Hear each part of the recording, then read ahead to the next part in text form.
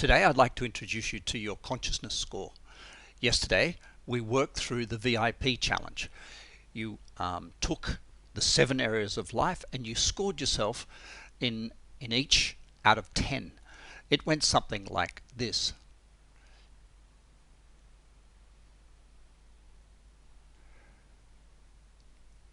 But each of those represents a gap between what you've got and what you want.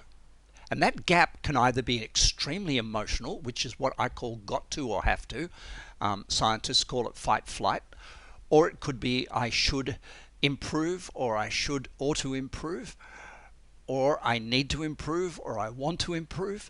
And so different levels of gap or different approaches to that gap determine the amount of emotion we have in regard to the gap. So if we're in a bad place, extremely bad, let's say under threat, the comparison between where we are and where we want to be might be quite extreme. If we're in a love to place, however, we might be saying, well, I'm not in a perfect place, but it's actually pretty close to perfect.